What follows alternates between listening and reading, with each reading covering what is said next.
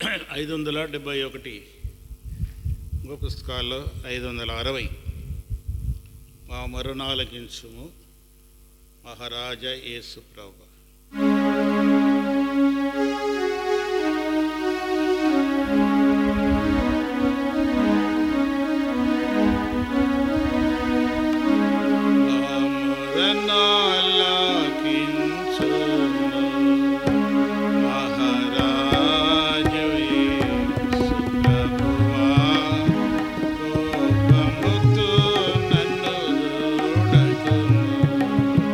కనికరా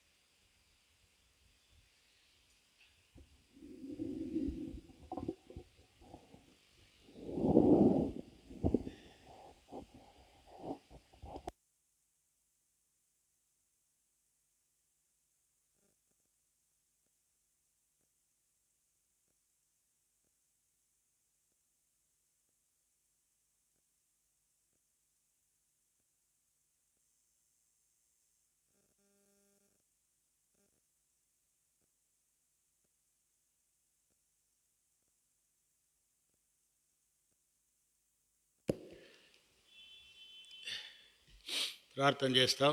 ప్రేమ కలిగిన మా పరలోక తండ్రి, ఇంతవరకు పాటల్లో నేను కనపరచడానికి కృప ఇచ్చారు, ప్రార్థించడానికి కృప ఇచ్చారు. తిరిగి ప్రభా వాక్య ధ్యానములో ఈ దాసుని జ్ఞాపకం చేసుకొని ఆలయంలో ఉంచుకొని అధికారం కింద ఉంచుకొని మీ నామనికే మహిమ తెచ్చుకోండి. ఇది మాకు ఇది అవసరమో దాన్ని అనుగ్రహించండి. శబ్దయంత్రం ద్వారా బయట వింటున్న ప్రజలను కూడా జ్ఞాపకం చేసుకో, లోపల వింటున్న ప్రజలను కూడా జ్ఞాపకం చేసుకో. అందరినీ దర్శించండి, అందరినీ ఒప్పింపచేయండి. అందరూ కూడా ప్రభా నేను ఎరుగునట్లుగా, ప్రభా నీ యొద్ద ప్రార్థించేవారుగా ఉండున్నట్లుగా చేయండి. ఈ సమయాన్ని దీవెనకరంగా ఉంచమని, ఇంకా రావాల్సిన వారిని త్వరపెట్టి తీసుకురమ్మని యేసు నామమున ప్రార్థించి వేడుకుంటున్నాము తండ్రి, ఆమేన్.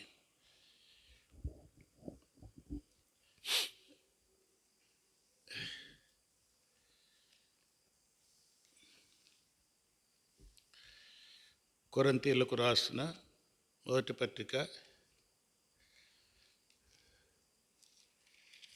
10వ అధ్యాయం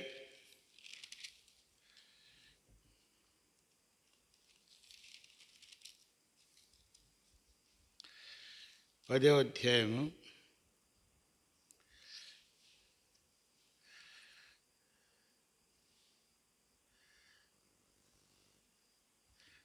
1వ వచనం నుండి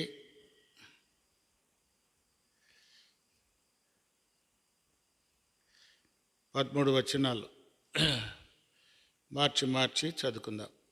1 కొరింథీయులకు రాసిన పత్రిక 10వ అధ్యాయం 1 నుండి 13 వచనాలు. సహోదరులారా, ఈ సంగతి మీకు తెలియకుండుట నాకు ఇష్టం లేదు. అదేదనగా మన పితరులందరూ మేఘం కింద నడిచిరి, మేఘం కింద నుండిరి, వారందరూ సముద్రములో నడిచిపోయిరి.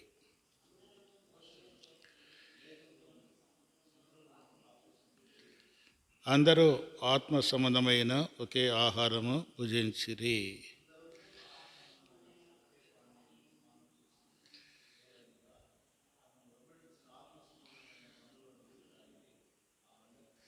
అయితే వాళ్ళు ఎక్కువ మంది దేవునికి ఇష్టలుగా ఉండలేకపోయిరి, కనుక అరణ్యములో సంహరింపబడిరి.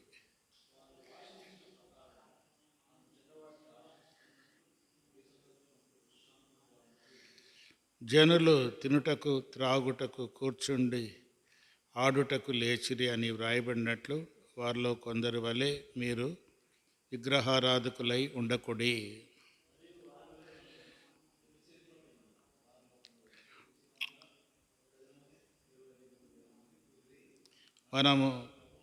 మనము ప్రభువును శోధింపక యుందము. వారిలో కొందరు శోధించి సర్పం వలన నశించిరి.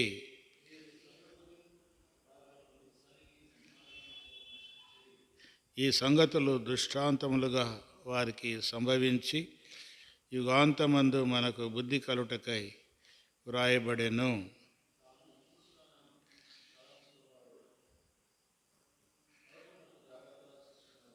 సాధారణముగా మనుష్యులకు కలుగు శోధన తప్ప మరి ఏదియో మీకు సంభవింపలేదు.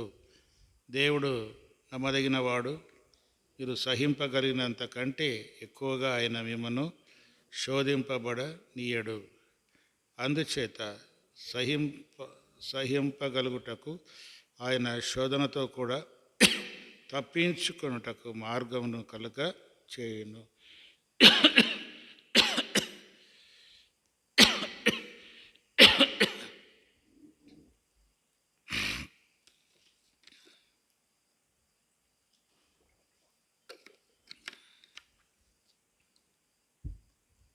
చదువుకున్న ఈ భాగాన్ని దేవుడు ఆశ్రయించునుగాక. సంగముతో పౌలు సెలవిస్తున్నాడు మన పితరులను గురించి. ఇశ్రాయేలీయులు వారు ఏ విధముగా అరణ్యంలో ఆయనను శోధించారు, ఆయన నష్టపరిచారు, విషయాలన్నీ కూడా చాలా మటుకు అనేక విషయాలన్నీ కూడా మరి కొరింథీలో ఉన్న సంఘానికి తెలియజేస్తున్నాడు. ఇక్కడ అంటాడు, సహోదరులారా, ఈ సంగతి మీకు తెలియకుండుట నాకు ఇష్టం లేదు. ఈ సంగతి మీకు తెలియకుండుట నాకు ఇష్టం లేదు అంటే ఈ సంగతులన్నీ కూడా మీరు తెలుసుకోవాలా అని అర్థం.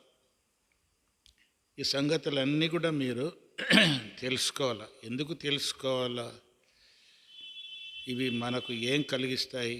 ఈ సంగతులు దృష్టాంతములుగా వారికి సంభవించి యుగాంతమందున మనకు బుద్ధి కలుగుటకై వ్రాయబడెను.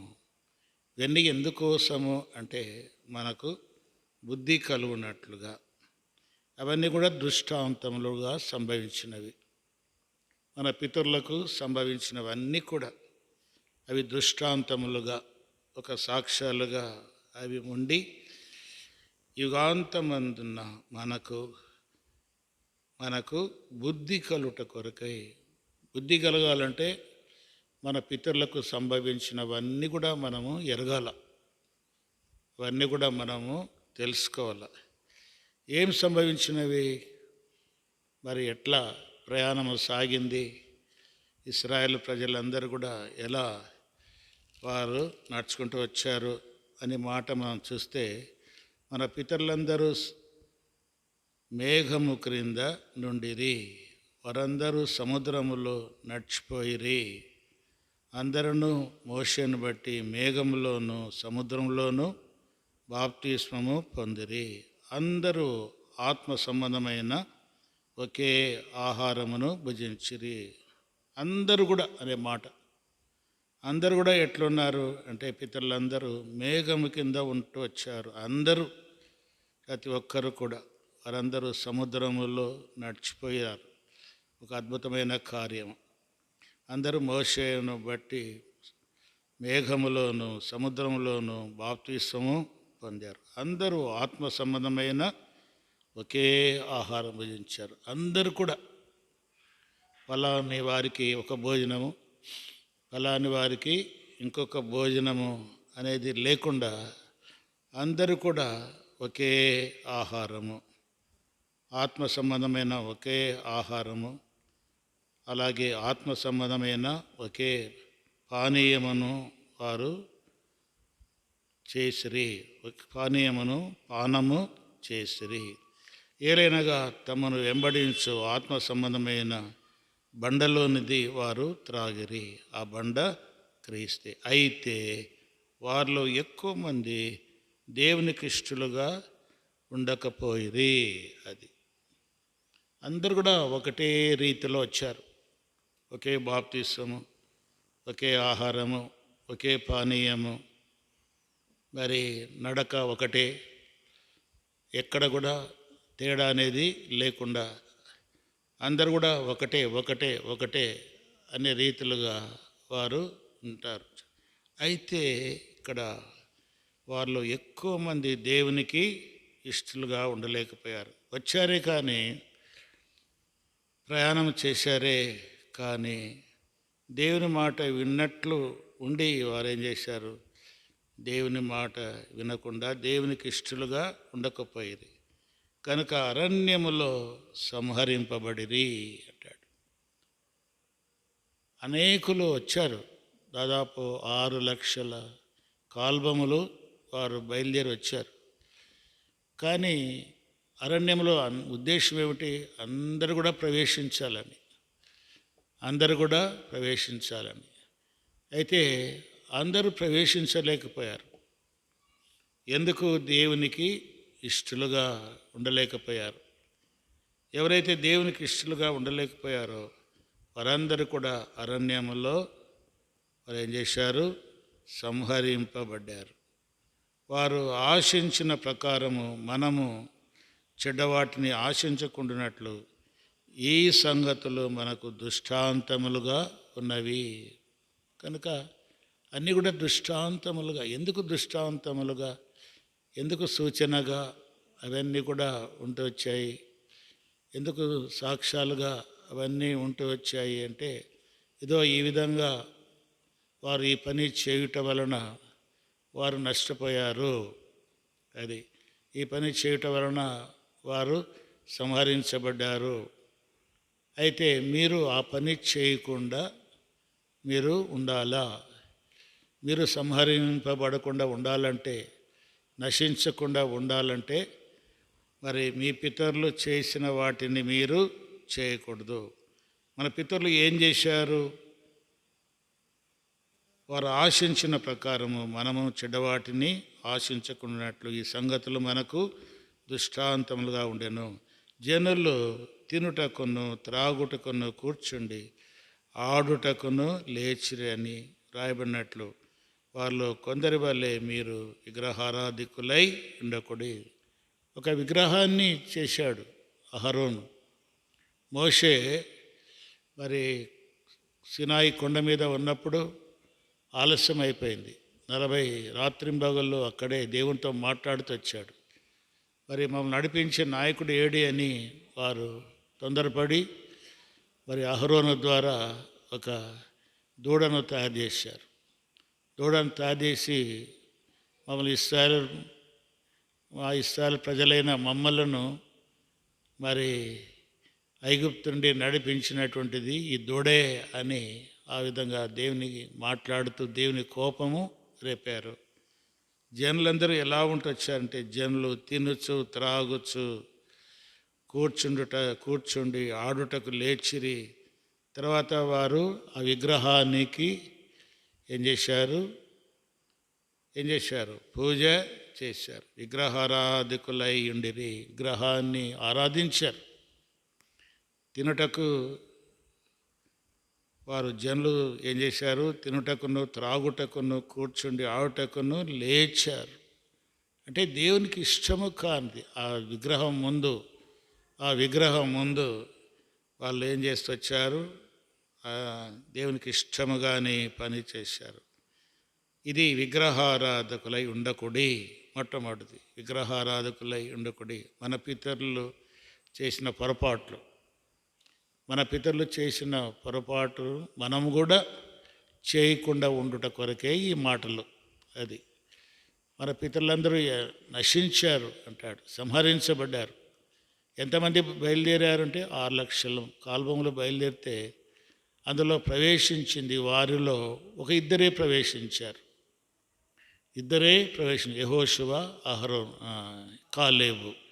యెహోషువ కాలేబు వీరిద్దరే ప్రవేశించారు. మిగతా వారందరూ కూడా రాలిపోయారు. కావున అలా రాలిపోకుండా ఉంట కొరకై ఈ దృష్టాంతములుగా రాయబడ్డాయి కనుక మీరు విగ్రహారాధకులై ఉండకూడదు. తర్వాత మరియు వారి వలె మనము వ్యభిచరించక ఇందము. వాళ్ళ కొందరు వ్యభిచరించి నందున ఒక దినముననే 23,000 మంది కూలిరి. వ్యభిచారించినారు. వారు వ్యభిచారం కూడా చేసినట్లుగా మనం చూస్తాం. అట్లాగే మనం ప్రభుని శోధింపక యుందము. వాళ్ళు కొందరు శోధించి సర్పము వలన నశించిరి. మీరు సనగుకొనకుడి. వాళ్ళు కొందరు సనిగి సంహారకుని చేత నశించిరి. శోధించద్దు అంటాడు. తర్వాత సనుగుకొనవద్దు అంటాడు. వారు శోధించి కొందరు ఏం చేశారు? సర్పం వలన నశించిన విషయాలన్నీ మనకు బాగా తెలుసు. అట్లాగే సనిగి వాళ్ళు కొందరు ఏం చేశారు? సంహారకుని చేత నశించారు. ఈ సంగతులు దృష్టాంతములుగా వారికి సంభవించి యుగాంతమందున మనకు బుద్ధి కలటకై వ్రాయబడను. ఎన్ని వ్రాయబడ్డాయి. అది వారి యొక్క బలహీనతలన్నీ కూడా వారు అరణ్యంలో ఎలా నడుచుకుంటూ వచ్చారు, ఎలా ప్రవర్తిస్తూ వచ్చారు, ఎలా సనిగారు, ఎలా గొనిగారు, ఎలా శోధించారు, ఎలా విగ్రహారాధికులై జీవించారు, ఎట్లా విగ్రహారాధికులుగా ఉంటొచ్చారు. ఇవన్నీ కూడా ఒక దుష్టాత్తములుగా మనకు చూపబడి యుగాంతమందున మనకు బుద్ధి కలుటకై. అంటే దీన్ని మనం చూస్తున్నప్పుడు, ఇవన్నీ మనం వింటున్నప్పుడు వీటిని బట్టి మనం ఏం చేయాలా? బుద్ధి తెచ్చుకోవాలి. అది జ్ఞానం తెచ్చుకోవాలా. అరే, ఈ పొరపాటు చేయుట వలన కదా వీరు నశించారు. ఈ విధంగా సనుగుట వలన కదా ఈ విధంగా నష్టపోయారు. ఇవన్నీ కూడా దృష్టాంతములుగా మనకుంటాం. తర్వాత 12వ వచనంలో రాయబడింది, తాను నిలుచున్నానని తలంచుకున్నవాడు పడకుండాన్నట్లు జాగ్రత్తగా చూసుకునేవాడు. వారు బయలుదేరినప్పుడు అందరూ కూడా మరి నిలిచినటువంటి వారే. వారు బయలుదేరినప్పుడు ఇశ్రాయేలు ప్రజలందరూ కూడా ఐగుప్తులో ఉండి బయలుదేరినప్పుడు ఆరంభంలో వారందరూ కూడా ఎలా ఉంటూ వచ్చారు? నిలిచిన వారు. నిలిచుట అనేది దేని చూపిస్తూ ఉంది అంటే యథార్థతను చూపిస్తూ ఉంది, పవిత్రతను చూపిస్తూ ఉంది, దేవునికి ఇష్టమైన జీవితాన్ని చూపిస్తూ ఉంది. యెహెజ్కేలు గ్రంథము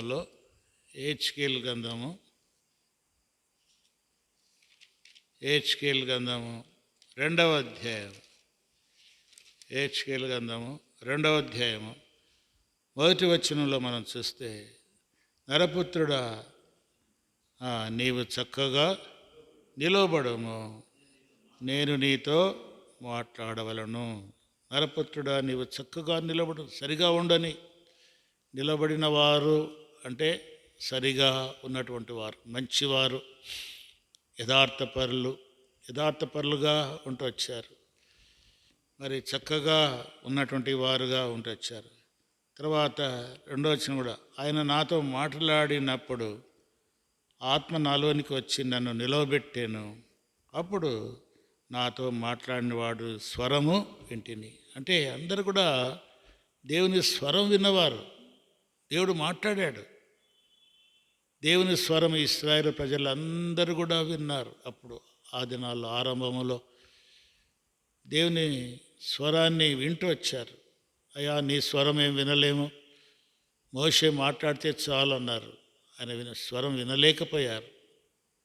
మరి దేవుని స్వరం వినగలిగినటువంటి జీవితం వాళ్ళు ఉంటొచ్చారు. చక్కని వారుగా ఉంటొచ్చారు. చక్కటి ప్రవర్తన కలిగినటువంటి వారుగా వచ్చారు.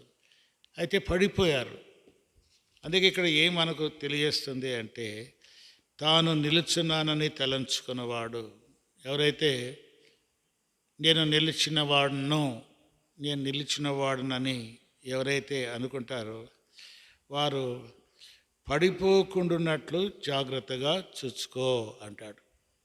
అంటే పడిపోవడానికి అవకాశం ఉంది. పడిపోయిన వారి యొక్క జీవితాలన్నీ దృష్టాంతములుగా చూపబడ్డాయి. అది ఇక్కడ అందరూ చూశారు, అందరికీ చూపిస్తున్నాడు. పౌలు కొరింథీలో ఉన్న సంఘానికి తెలియజేస్తున్నాడు, చూడు ఇశ్రాయేలు ప్రజలు ఏ విధంగా ఆరంభంలో ఇలా ఉంటూ వచ్చారు, నిలిచిన వారుగా ఉంటూ వచ్చారు, చక్కగా నిలబడినటువంటి వారుగా ఉంటూ వచ్చారు. అయితే మేము నిలబడ్డాములే అనుకున్నారు, మేము పడిపోములే అని అనుకున్నారు, మేము జారిపోములే అని అనుకున్నారు. అయితే వారి ప్రయాణంలో వారు ఏమయ్యారు? పడిపోయారు. శోధన జయించలేకపోయారు, శోధన తట్టుకోలేకపోయారు. 40 దినాలు రాత్రింబగళ్ళు మోషే కనబడకపోతే, నాయకుడు కనబడకపోతే వారు విగ్రహారాధన చేశారు.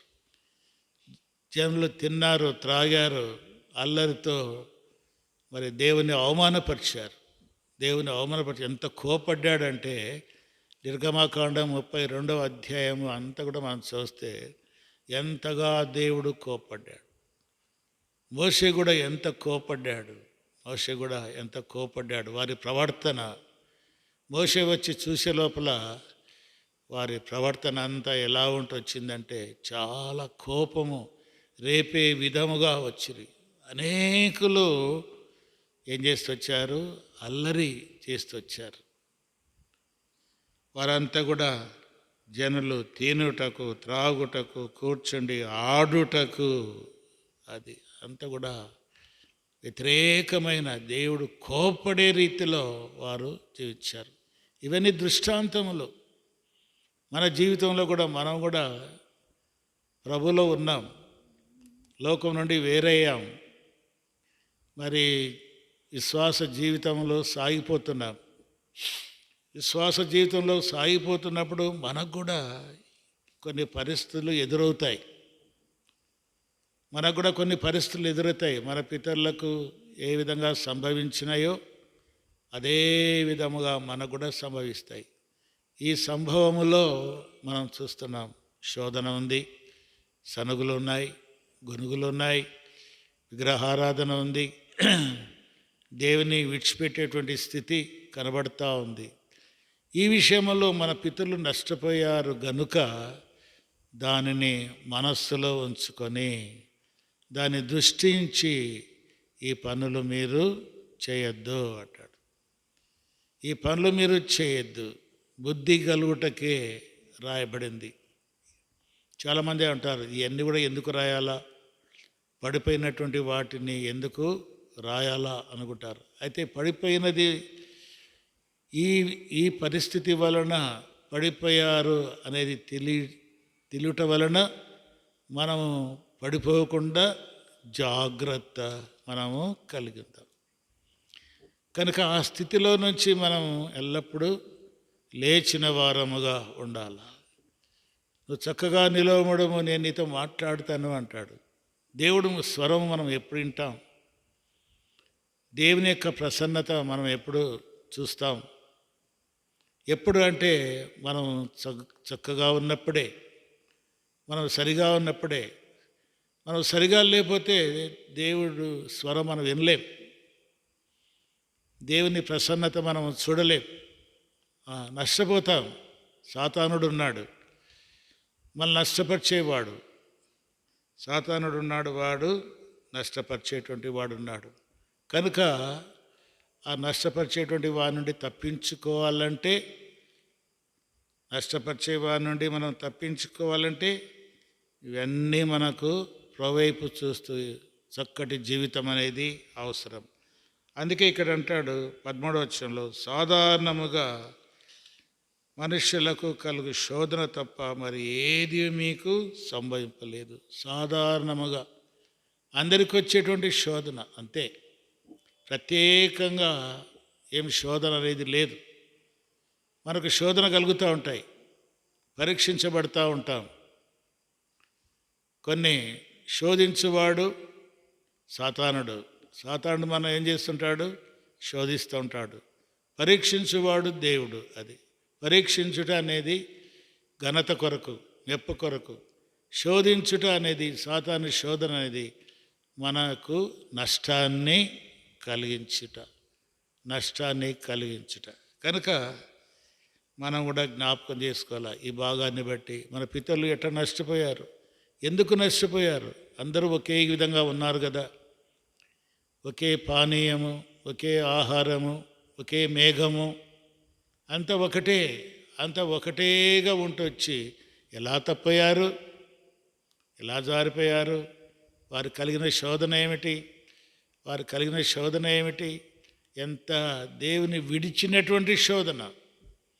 విగ్రహారాధన చేశారు, విగ్రహాన్ని తెచ్చి దాన్ని ఆరాధించారు. చూడండి, మనం కూడా కొన్నిసార్లు ఇలా చేస్తాం. ఆ విగ్రహం చేయకపోయినా విగ్రహారాధన లాంటి పనులు ఉన్నాయి. అటువంటి పనులు చేసి దేవునికి నొప్పి కలిగించేటువంటి వారంగా ఉన్నాం. కనుక మనం ప్రార్థనలో ప్రవేశించక పూర్వము దేవుని వాక్యం ద్వారా హెచ్చరించబడ్డాము. మా పితరులు నిజమే, పితరులు అలా చేశారు, వాళ్ళు నష్టపోయారు. ప్రభువా, నేను కూడా నష్టపోకుండా ఉండున్నట్లుగా నీ కృప చూపించండి. సాధారణమైనటువంటి శ్రమలే ఉన్నాయి, అయితే వాటినే మేము ఎదుర్కోలేకపోతున్నాం. ఇంకా సరైన ప్రార్థన జీవితం, చక్కని జీవితం లేని వారంగా ఉంటున్నాం. మమ్మల్ని జ్ఞాపకం చేసుకొని మన బలహీనత ఒప్పుకొని మనము ప్రార్థన చేస్తాం. సంఘం కొరకై మనం ప్రార్థన చేస్తాం, సంఘ క్షేమం కొరకై మనం ప్రార్థన చేస్తాం. అట్లాగే మరి 10th క్లాస్ పరీక్షలు రాస్తున్నారు, చాలామంది రాస్తున్నారు. శంకరయ్య బిడ్డ చిన్ని కూడా రాస్తూ ఉంది. ఆ బాబు కొరకు కూడా ప్రార్థన చేస్తాం. రూపస్ కొరకై, సోపోస్ కొరకు మనం ప్రార్థన చేస్తాం. చిన్ని కొరకై ప్రార్థన చేస్తాం. షారోన్ వారు ఎక్కడ ఉంటారంటే అక్కడ అద్దంకిలో ఉంటారు. వాళ్ళు కూడా ఫోన్ చేసి ప్రార్థించమని కోరారు. మరి నాని బట్టి, సోని బట్టి కూడా మనం ప్రార్థన చేస్తాం. ఇంకా ఎవరెవరు మీకు తెలిసిన వారు ఎవరైనా ఉంటే వారి కోసం కూడా ప్రార్థన చేయండి. అలాగే రేపు ఆదివారం పరిచర్య కొరకు ప్రార్థన చేయండి. సంఘంలో బలహీనైన వారిని జ్ఞాపకం చేసుకోండి. సంఘంలో ఇంకా అనారోగ్యులైన వారిని, తర్వాత గర్భిణీ స్త్రీలను, సంతానం లేని వారిని, ఉద్యోగాలు లేని వారిని, వివాహాల కొరకై ఎదురొస్తున్న వారిని అందరి కొరకు మనము ప్రార్థన చేస్తాం. కొంతసేపు మనము ప్రార్థనలో గడుపుతాం. చేయండి.